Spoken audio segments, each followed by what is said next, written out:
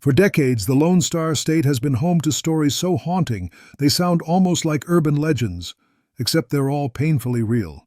From quiet neighborhoods that hid unthinkable horrors to trials that split the nation down the middle, Texas has seen it all. Some of these crimes didn't just make local headlines. They rewrote laws, redefined justice, and forced Americans to look at the darker side of humanity. Because here, in the land of wide-open highways and small-town secrets, evil doesn't always wear a mask. Sometimes, it smiles back at you across a friendly Texas street. Tonight, we're looking into 6 cases that rattled the state to its core. Crimes that left entire towns silent, families forever changed, and justice questioned in ways no one saw coming. So settle in, because what happened in Texas didn't stay in Texas. Tell me where you're watching from, and don't forget to subscribe for more true crime stories from America's most haunted corners. Charles Albright, the Eyeball Killer, Dallas, Texas, 1990-1991. December 1990. It began with a discovery so strange that even seasoned detectives couldn't make sense of it. In a quiet area of South Dallas, officers found the body of a woman lying near the side of a residential street. Her name was Mary Lou Pratt, a 33-year-old sex worker well known in the Oak Cliff neighborhood. She had been shot in the back of the head. But what shocked investigators most wasn't the gunshot. It was what they saw when they examined her face. Her eyes were gone, not damaged or mutilated, cleanly removed, with the precision of a skilled hand. Police were stunned. Whoever had done this wasn't just violent. He was meticulous. A surgeon?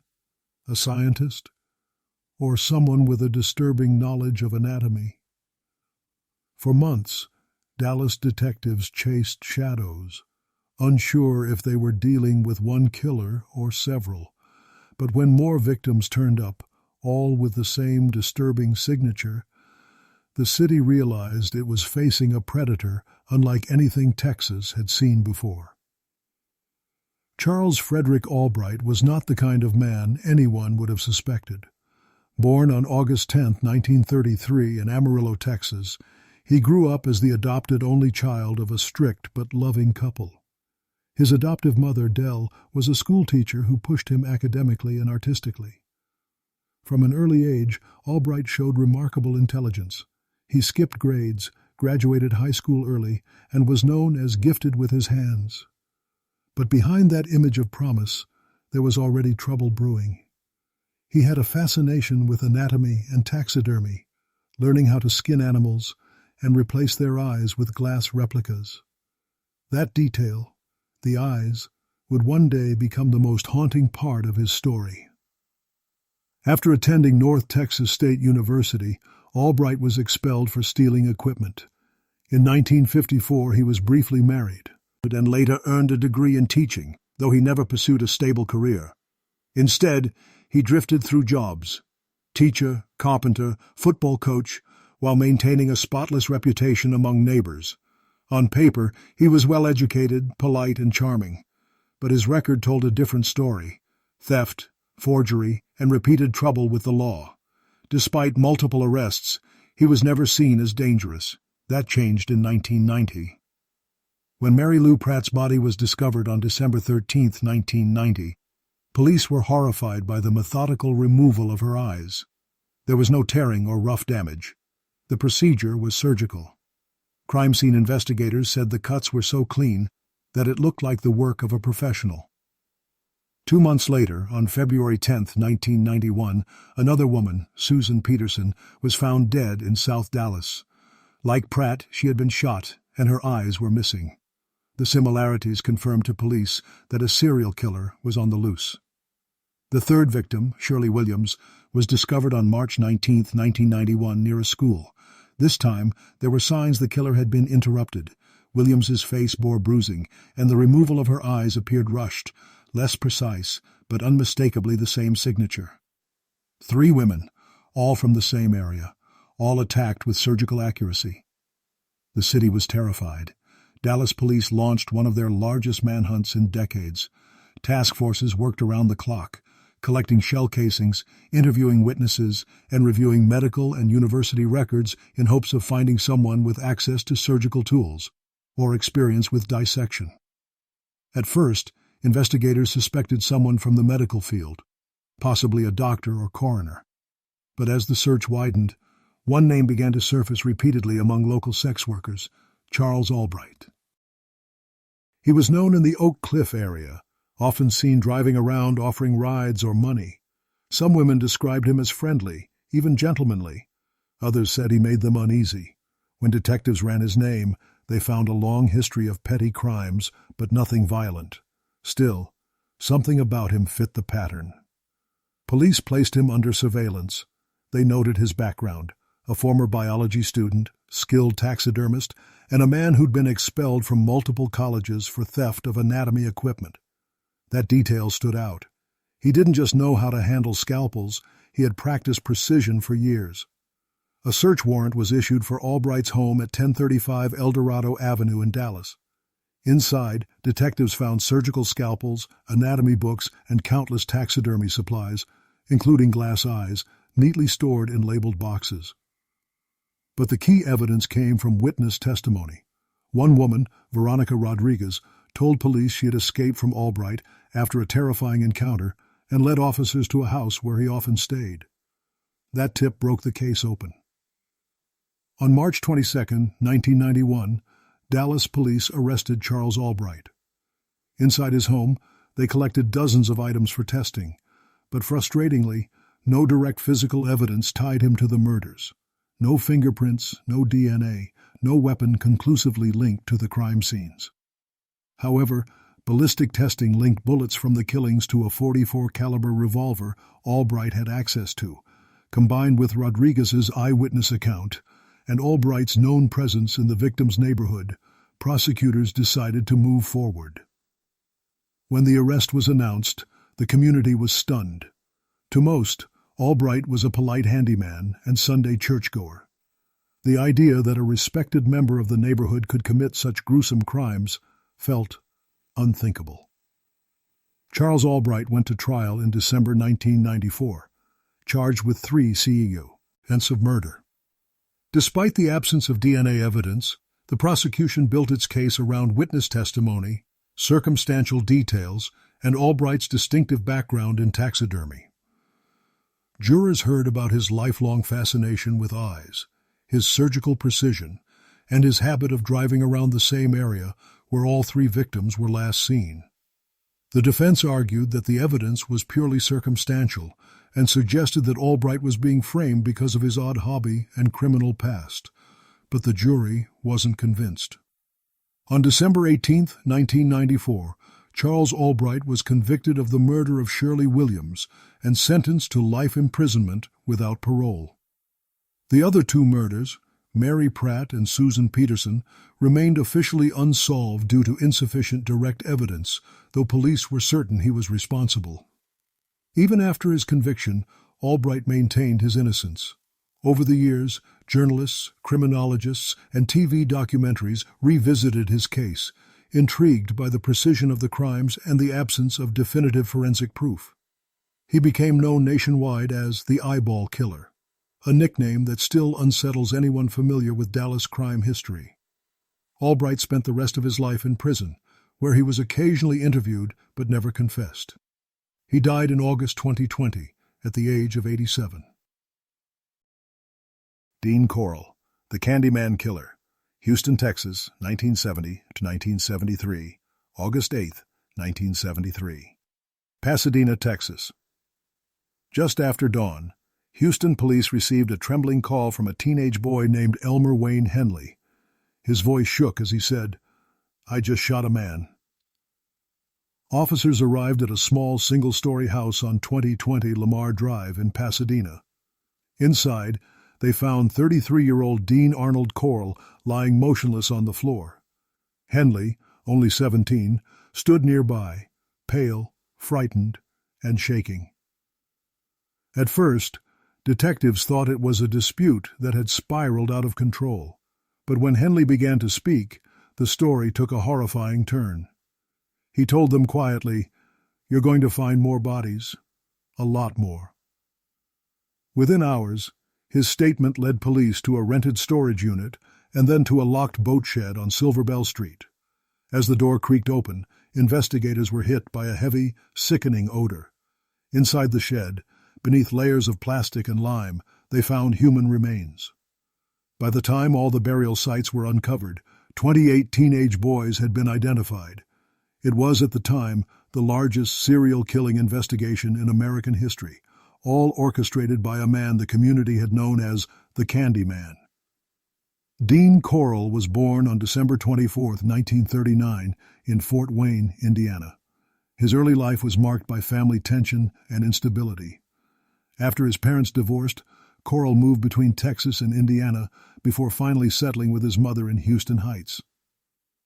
In the mid-1960s, his mother opened the Corll Candy Company, a small family business that became a neighborhood fixture. Dean worked beside her and was known for handing out free candy to local children, a gesture that earned him his nickname. To neighbors, he seemed polite, quiet, and dependable. But when the candy shop closed in 1968 and Corll began working as an electrician, something inside him began to darken. He started spending more time with local teenage boys, offering them rides, beer, and a place to hang out. What seemed like harmless friendliness was the beginning of something far more sinister. Around 1969, Corll met David Owen Brooks, a young boy from the Heights neighborhood. Brooks saw Corll as a mentor, someone who gave him gifts, money, and attention. Over time, Corll began grooming him into an accomplice. Brooks later admitted that Corll paid him to bring other boys to his apartment, often under the pretense of parties or rides home. For years, families in Houston's Heights area reported missing sons, usually between 13 and 18 years old, but most cases were logged as runaways. There was no reason to suspect a quiet candy maker. In 1971, Corll met Elmer Wayne Henley, then 15. Corll offered him money for what he called a business opportunity. Henley initially believed it involved small errands, but he soon realized Corll's intentions were darker. At first, Henley tried to pull away, but Corll manipulated him with promises of cash and friendship. Eventually, Henley became another link in Corll's deadly operation, helping lure local teens with invitations to parties, jobs, or quick rides. By the early 1970s, Corll's house on Yale Street had become the hub for his crimes. The boys who entered rarely returned. Between 1970 and August 1973, dozens of teenage boys vanished across Houston, Pasadena, and the surrounding areas. Their disappearances shared an eerie pattern. All vanished after being last seen near the Heights district, often in the company of Corll or his young associates. Corll's methods were deliberate and ritualistic. Once he gained their trust, he would restrain the victims, take their lives, and dispose of their bodies in plastic sheeting covered with lime. Brooks and Henley sometimes assisted directly, other times as unwilling witnesses. As months turned into years, Houston saw posters of missing boys multiply across telephone poles. Parents pleaded for answers, but authorities, overwhelmed and often dismissive, assumed the teens had run away. By mid-1973, Corll's inner circle had started to fracture. He had grown paranoid, accusing Henley of betrayal and threatening to leave town. The fragile control he maintained over his accomplices was collapsing. On the night of August 7, 1973, Corll invited Henley and two friends, 18-year-old Tim Curley and 15-year-old Rhonda Williams, to his Pasadena home. The group spent the evening drinking and talking. As the others fell asleep, Corll snapped. In the early morning hours, Henley awoke to find himself tied up. Corll accused him of betrayal and aimed a pistol at his head. After a tense exchange, Henley managed to calm him down, convincing Corll to untie him, promising to help with whatever plan he had. But when Corll turned away, Henley grabbed the gun and fired 3 times, killing him instantly. Shaken and disoriented, Henley called police to the scene. What started as a self-defense shooting soon spiraled into one of the darkest revelations in American criminal history. At the police station, Henley's story spilled out in fragments, disbelief turning to grim confession. He told detectives about the shed, about Corll's business, and about the boys who never came back. Investigators followed his directions to a storage unit and then to the boat shed on Silver Bell Street. As they dug through the compacted earth, the truth emerged one layer at a time. Dozens of victims, wrapped in plastic, buried with care and method. In the following days, more burial sites were uncovered at High Island Beach and near Lake Sam Rayburn. The final body count reached 28 confirmed victims, most identified through dental records and personal effects. The revelation, horrific. Families who had spent years searching for their sons finally learned the truth, but it brought no comfort. The scale of the crime shattered public trust and left investigators questioning how it went unnoticed for so long. Both Elmer Wayne Henley and David Brooks were arrested and charged with multiple counts of murder. Henley's 1974 trial drew national attention. He was convicted on 6 counts and sentenced to 6 consecutive life terms. Brooks faced similar charges and received a life sentence later that year. Henley remains imprisoned to this day. Brooks died in custody in 2020. The discovery of Corll's crimes changed Houston policing. Investigators no longer dismissed missing teenage boys as runaways. The Houston Police Department reformed its approach to youth disappearances, adding dedicated officers and community alerts, systems that still exist today. For the Heights community, the wounds lingered. Parents who once trusted their neighbors became wary. Children were no longer allowed to wander freely. Corll's story became a permanent scar on Texas history, a reminder of how evil can hide behind kindness and familiarity. By the time the last grave was uncovered, Houston was left forever changed. But the shock hadn't worn off. Because the next story would test the state's moral compass in a completely different way. The case of Carla Faye Tucker, the first woman executed in Texas in over a century. Carla Faye Tucker, the first woman executed in Texas since the Civil War, 1983-1998. February 3, 1998. Huntsville, Texas. At 6:30 p.m., the doors to the death chamber inside the Huntsville unit opened for an event Texas hadn't seen in over a century. Reporters stood in silence, cameras outside broadcast live feeds, and witnesses took their seats. On the gurney lay Carla Faye Tucker, 38 years old, calm and composed. Before the injection began, she smiled gently toward the viewing room and said softly, "I love all of you very much. I will see you all when you get there." At 6:45 p.m., she was pronounced dead, becoming the first woman executed in Texas since 1863. The execution drew international attention. To some, she represented faith and forgiveness. To others, accountability and justice. But to understand how the world came to know her name, we have to return to Houston, 1983, to the crime that began it all. June 13, 1983. Houston, Texas. Just after 3 a.m. Carla Faye Tucker, then 23, and her boyfriend Danny Garrett broke into the Houston apartment of Jerry Lynn Dean, a 27-year-old mechanic. Their plan was to steal motorcycle parts.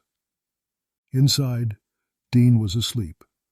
When he woke up to the sound of breaking glass, a fight erupted. Garrett attacked him first, and as the struggle continued, Tucker grabbed a pickaxe Dean kept for his repair work. She struck him multiple times.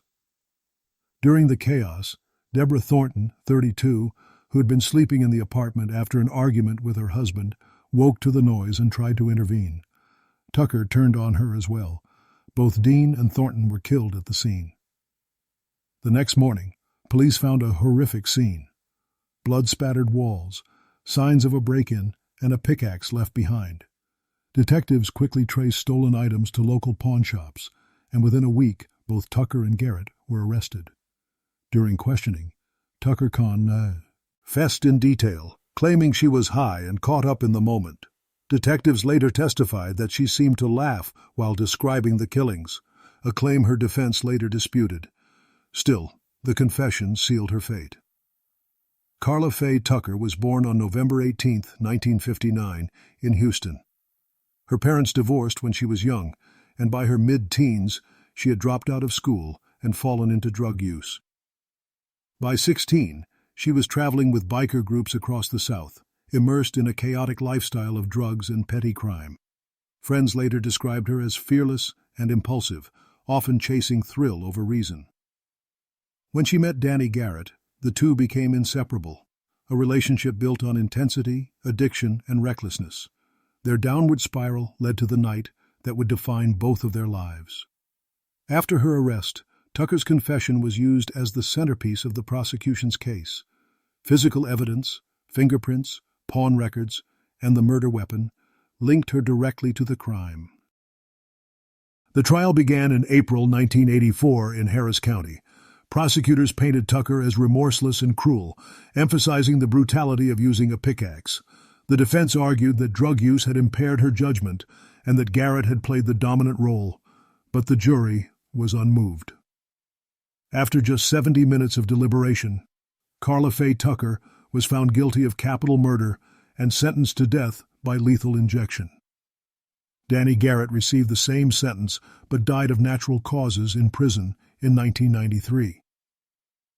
At the time, Tucker showed little emotion as the verdict was read. For most Texans, she was simply another violent offender. But behind bars, that image began to change.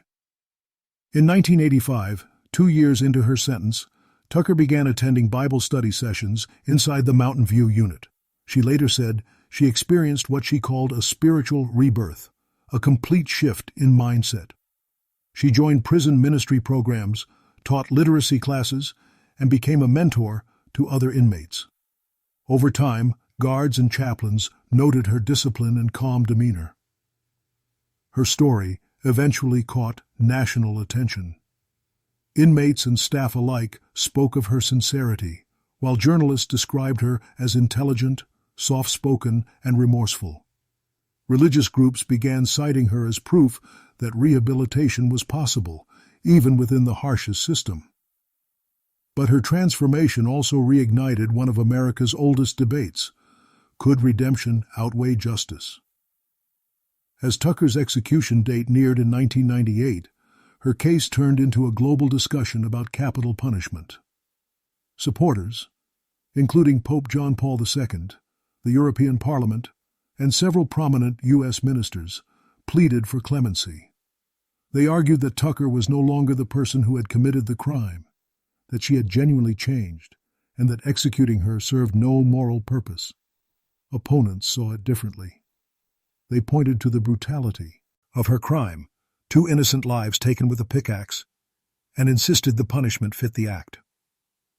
In late January 1998, the Texas Board of Pardons and Paroles unanimously rejected her request for clemency. Governor George W. Bush, after reviewing the case, agreed with their decision, stating that while Tucker's rehabilitation was notable, the courts had already delivered justice according to Texas law. With that, her final appeal was denied.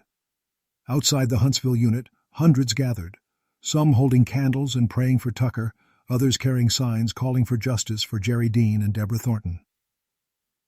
Inside, Tucker appeared composed. Her final statement expressed love and forgiveness, not anger or fear. Witnesses said her demeanor was peaceful, even grateful. At 6:35 p.m., the first dose of lethal chemicals was administered. 10 minutes later, she was pronounced dead. Her execution marked a historic moment, the first woman executed in Texas in 135 years, and reignited national debate about morality, mercy, and the purpose of capital punishment. In the months that followed, the public remained divided. Supporters viewed Tucker as proof that transformation was possible, a life that found faith even in confinement. Critics maintained that justice required consistency, regardless of gender or redemption. Her case continues to be studied in law schools, theological discussions, and documentaries. More than 2 decades later, it still stands as one of the most debated executions in U.S. history, not only for the crime itself, but for the moral questions it left behind. Carla Faye Tucker's story forced Texas, and the world to confront the tension between faith and justice. But just 3 years earlier, another Texas case shocked the nation in a different way. A story of love, jealousy, and betrayal inside the Air Force Academy. The Texas Cadet Murder. Diane Zamora, David Graham, The Texas Cadet Murder, 1995.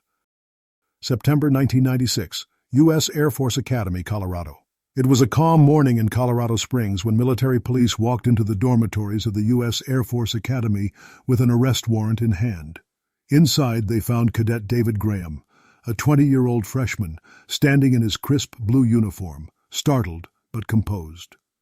At nearly the same time, over 1,500 miles away at the U.S. Naval Academy in Annapolis, Maryland, officers were doing the same. They arrested Midshipman Diane Zamora, 19, his girlfriend and high school sweetheart. The two were known as model cadets, intelligent, disciplined, and destined for military greatness. To their peers, they embodied integrity and ambition. But within hours, headlines across the country told a different story. Both had been charged with capital murder, accused of killing a 16-year-old girl from their hometown in Texas. The case would become one of the most shocking crimes of the 1990s, a love story turned lethal, where jealousy and control replaced honor and duty. Diane Zamora and David Graham met in 1991 at a Civil Air Patrol meeting in Grand Prairie, Texas. Both were teenagers with big dreams and strict personal discipline. Diane was a straight-A student who wanted to be an astronaut. David, a standout in ROTC and the debate team, hoped to serve as a fighter pilot. By the time they reached high school, their relationship had become serious. Teachers and classmates saw them as the ideal pair, ambitious, loyal, and inseparable. But behind closed doors, their connection was intense, and at times controlling. Friends later recalled Diane's possessive streak and David's willingness to do anything to keep her happy. When they graduated in 1995, Diane received an appointment to the U.S. Naval Academy, and David to the U.S. Air Force Academy. They promised to stay together there, believing distance couldn't break their bond. But within months, jealousy would consume them both. In early November 1995, David attended a track meet in Arlington, Texas. There, he met Adrienne Jones, a 16-year-old student-athlete from Mansfield High School. Adrienne was popular, kind, and focused on her studies. After meeting, the two exchanged phone calls and agreed to meet one night to talk. David later told investigators that a brief romantic encounter occurred. Feeling guilty, he confessed the incident to Diane soon after. According to prosecutors, Diane reacted with rage, accusing him of betraying her and demanding that he prove his loyalty. What followed was a plan born out of obsession. In Diane's eyes, Adrienne wasn't just another girl. She was competition. December 4th, 1995. Mansfield, Texas. Shortly after midnight, David drove to Adrienne's house, telling her they were going out for a late-night drive. She agreed, unaware that Diane was hiding in the back seat. They drove to a secluded rural area outside Mansfield. When they stopped, Diane emerged, confronting Adrienne and accusing her of trying to come between them.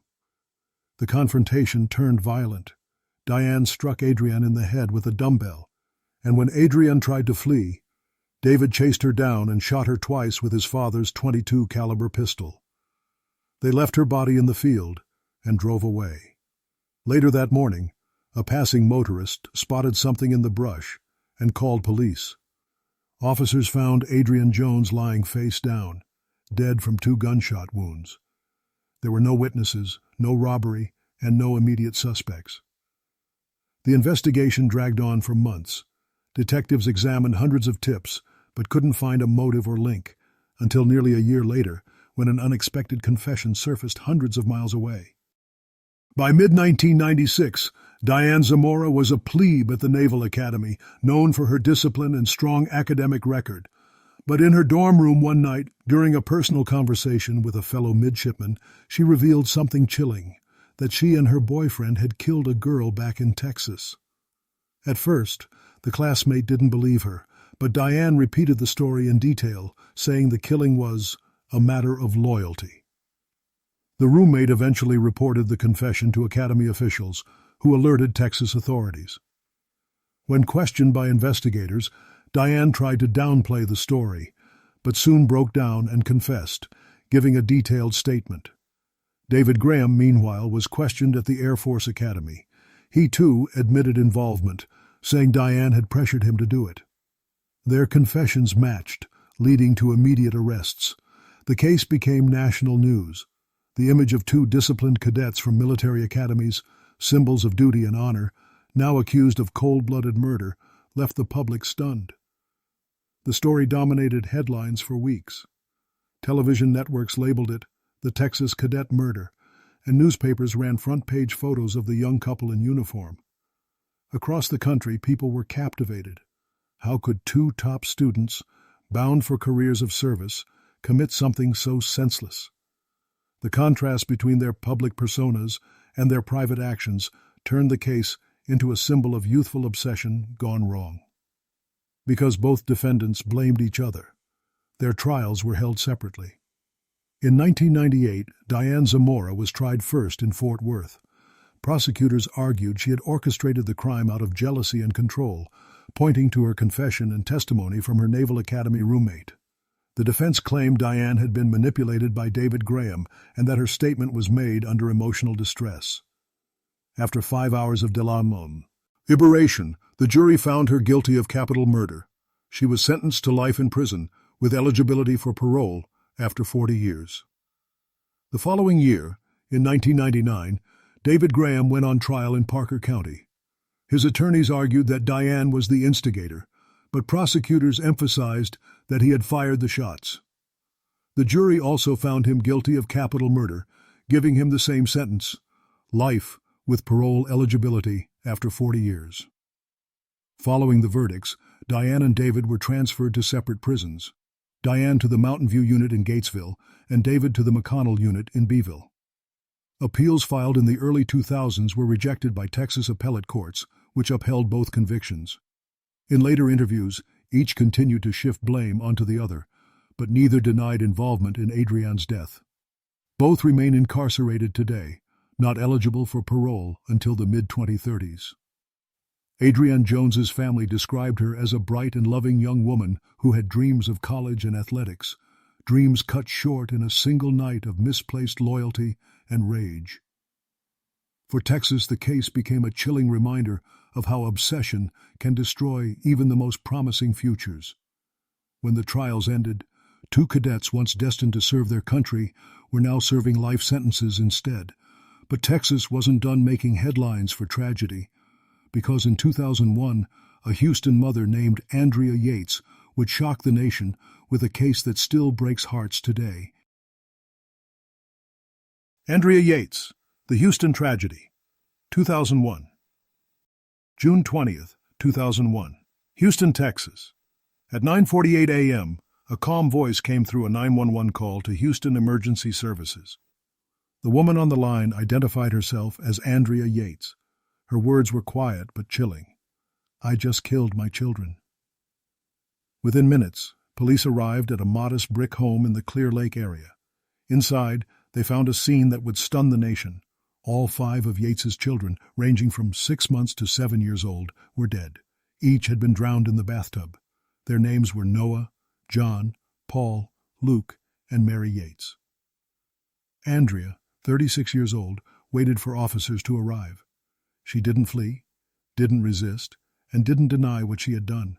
She simply told investigators, "They weren't developing right. I thought I was doing what was best." That statement would ignite one of the most difficult and divisive trials in Texas history, a case that would force the nation to confront the intersection of crime, faith, and mental illness. Andrea Pia Kennedy was born on July 2, 1964, in Houston, Texas. By all accounts, she was bright, quiet, and hardworking. She graduated from Milby High School as class valedictorian and went on to become a registered nurse at the University of Texas School of Nursing. In 1989, she met Russell "Rusty" Yates, an engineer at NASA's Johnson Space Center. The two married in 1993 and quickly built what seemed like an ideal family life, deeply religious, close-knit, and dedicated to raising children. Between 1994 and 2000, the couple had 5 children in just 7 years. But behind the image of a wholesome, faith-driven family, Andrea was struggling. After the birth of her 4th child, Luke, in 1999, Andrea began showing signs of severe postpartum depression. She withdrew from friends and family, barely spoke, and began expressing disturbing thoughts about harming herself. In June 1999, she was hospitalized after an incident where she tried to harm herself at home. Doctors diagnosed her with postpartum psychosis, a rare but serious mental disorder that can cause hallucinations, delusions, and detachment from reality. She was prescribed antidepressants and antipsychotic medication, including Haldol, which initially helped stabilize her condition. Under medical advice, she was warned not to have more children. But in 2000, Andrea became pregnant again, this time with her 5th child, Mary. After Mary's birth in November 2000, her condition rapidly deteriorated. She stopped taking her medication, began isolating herself, and expressed fear that she was a bad mother and not right in the head. Between March and May 2001, she was hospitalized twice under psychiatric care. Her doctor, Dr. Mohammed Saeed, later testified that she was severely depressed and psychotic, but appeared improved by her final visit. He cleared her to resume care of her children full-time. Just 1 month later, tragedy struck. June 20th, 2001, Rusty Yates left for work around 8:45 a.m., as he did every morning, believing Andrea was stable. Before leaving, he made sure his mother-in-law would arrive later in the morning to help. Within an hour of him leaving, Andrea filled the bathtub with water. At approximately 9 o'clock a.m., she began drowning her children one by one, starting with the youngest, baby Mary. She then moved to her sons Luke, Paul, and John, placing each of their bodies on the bed and covering them with a sheet. Her oldest son, Noah, age 7, was the last. When he realized what was happening, he tried to run, but she caught him. By 9:30 a.m., all 5 children were dead. Andrea then called 911 and calmly reported what she had done. She also called her husband at work and told him to come home immediately. When police arrived, they found her sitting on the couch, soaked from the waist down, staring blankly. When asked why, she said she believed her children were damaged and that killing them would save their souls from eternal punishment. Andrea Yates was taken into custody without resistance. At first, investigators struggled to comprehend her demeanor. Emotionless, articulate, and convinced she had done the right thing. Psychiatric evaluations confirmed she was suffering from severe postpartum psychosis. She told doctors she believed the devil was after her children and that she had to take their lives before he could claim them. Police charged her with 5 counts of capital murder. As news of the crime spread, the public reaction was one of collective shock and sorrow. Texas had seen many violent crimes, but few as incomprehensible as this. The case quickly sparked national debate. Was this a crime driven by insanity, or an act deserving of the death penalty? Andrea Yates's first trial began in February 2002 in Houston. Prosecutors argued that, despite her illness, she understood what she was doing was wrong, pointing to her calm 911 call and attempt to conceal the bodies. They sought the death penalty. The defense argued that Andrea was suffering from postpartum psychosis, a mental break so severe that she could not distinguish reality from delusion. Testimony from psychiatrists described her as detached from reality, consumed by religious hallucinations, and convinced she was saving her children from damnation. The trial took a shocking turn when prosecution expert Dr. Park Dietz testified that Andrea had seen an episode of Law Order involving a woman who drowned her children, suggesting she may have copied the idea. Later, it was revealed that no such episode ever existed. Still, the jury found her guilty of capital murder but spared her the death penalty, sentencing her instead to life in prison. In 2005, an appeals court overturned Yates's conviction, ruling that Dr. Dietz's false testimony may have influenced the jury's verdict. A new trial began in June 2006, focusing entirely on her mental state. This time, The defense emphasized her documented history of postpartum psychosis and her repeated hospitalizations. Prosecutors no longer sought the death penalty. On July 26, 2006, a Houston jury found Andrea Yates not guilty by reason of insanity. She was committed indefinitely to the Kerrville State Hospital, a secure psychiatric facility in Texas, where she remains today. The verdict sparked mixed reactions.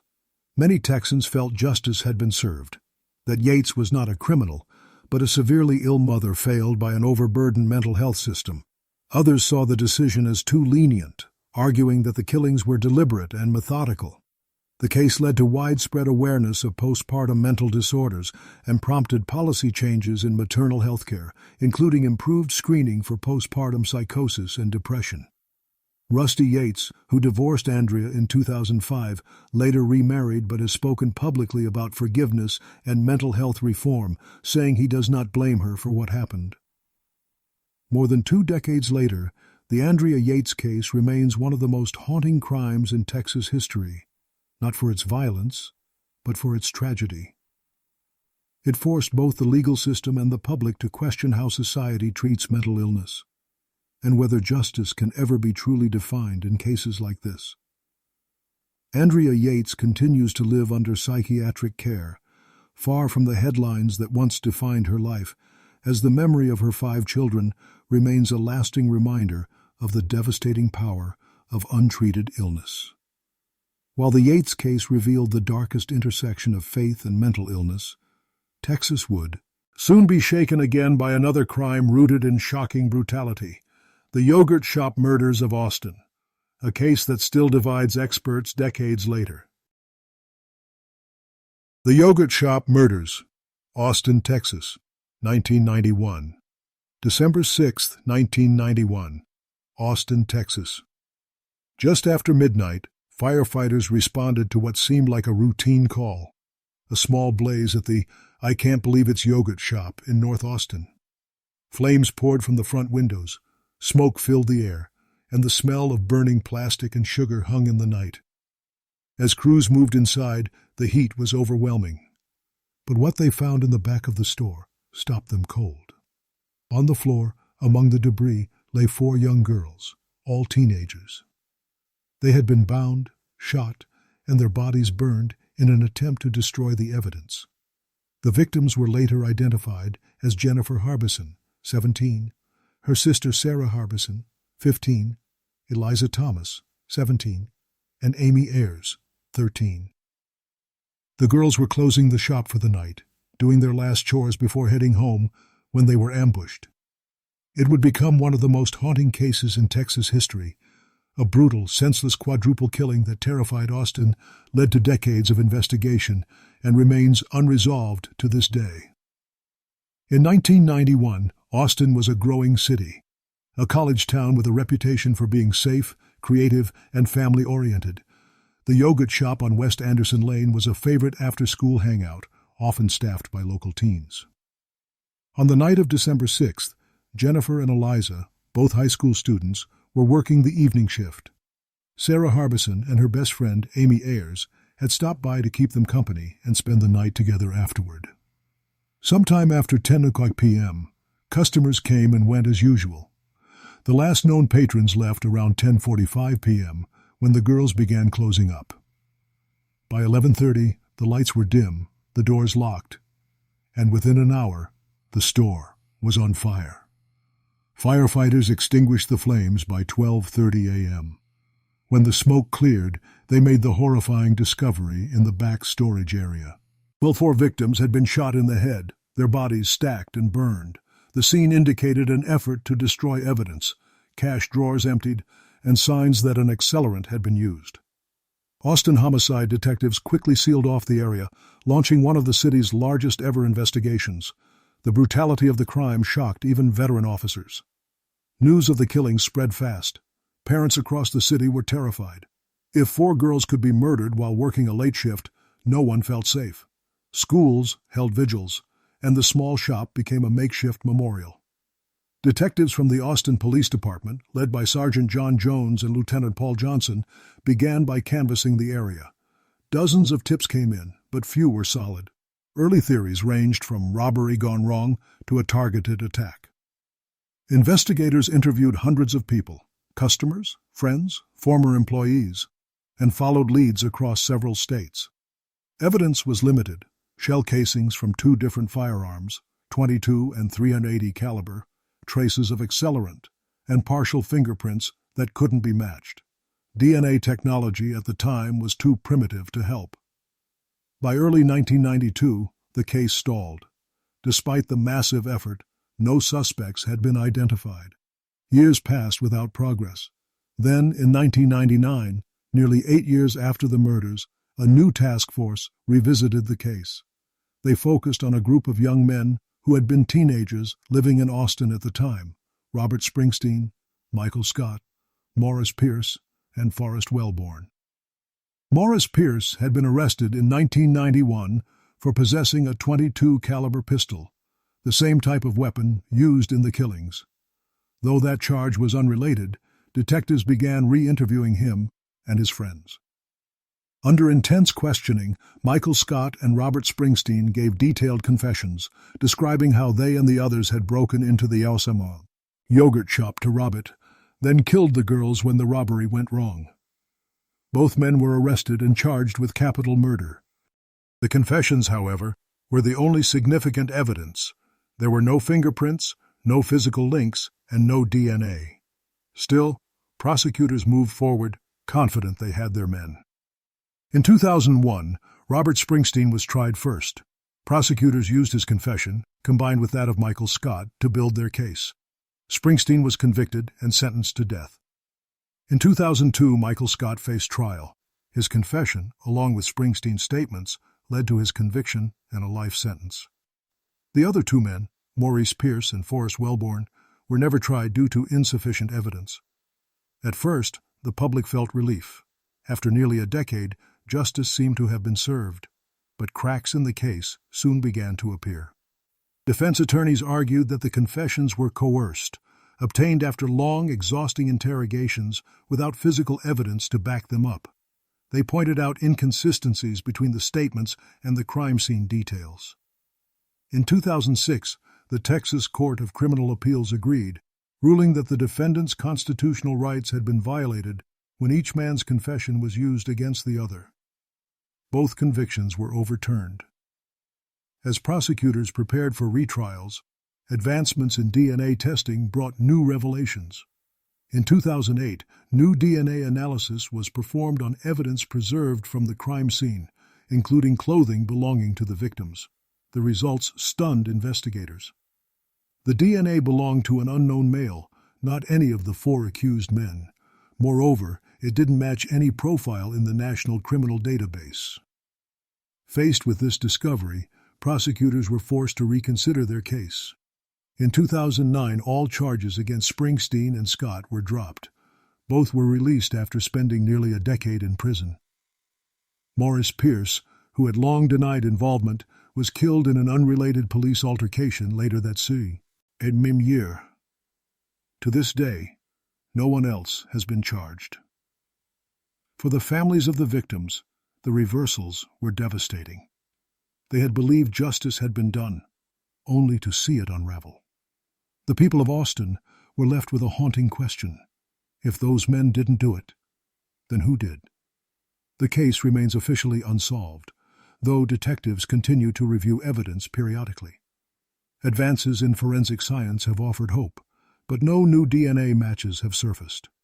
More than 3 decades later, the yogurt shop murders remain one of Texas's most perplexing cold cases.